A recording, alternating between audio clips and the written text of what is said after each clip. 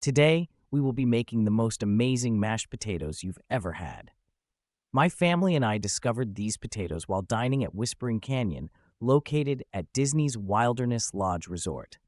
This potatoes is recipe simple, but oh so good. Let's get started with this recipe by placing a 6-quart stock pot on your stove.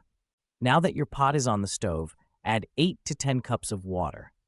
Make sure to cover the potatoes with 1.5 inches of water. Now we're going to add the most important part of the recipe, which will be our Yukon Gold potatoes. We'll need 3.5 pounds. Set at medium-high heat, bring the potatoes to a boil, then set to a simmer for about 40 minutes or until tender. You can check this by using a fork to pierce through the skin. If it goes through nice and smoothly, the potatoes are done. After the potatoes are done, I like to use a set of tongs to place each potato in a large mixing bowl. I feel it makes it easier, and I don't have to dump this heavy water into a colander to strain the potatoes. After placing the potatoes in the mixing bowl, I'll mash them up and start adding the next ingredients. You may ask why we use the Yukon Gold potatoes. It is because they leave a richer and creamier potato than a russet potato would guard.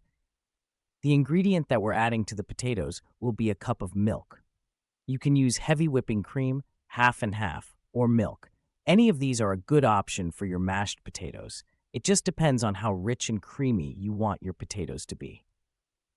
Let's continue by placing 12 tablespoons of unsalted butter into the potatoes. I would not use a generic brand of butter for this recipe. I suggest to use a butter that has a richer flavor, such as grass-fed butter or European butter. I find these butters have a richer taste. Give the potatoes a quick mashing to mix in the butter.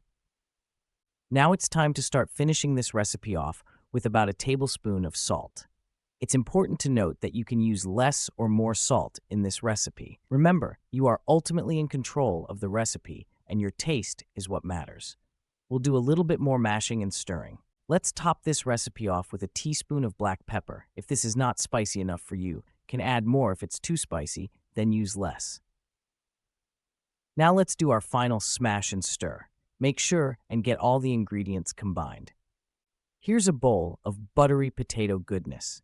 If you get a chance to try this recipe, please comment below. Leave a like if you enjoyed this video and subscribe if you would like to see more of our Disney-inspired recipes. Until next time, happy eating.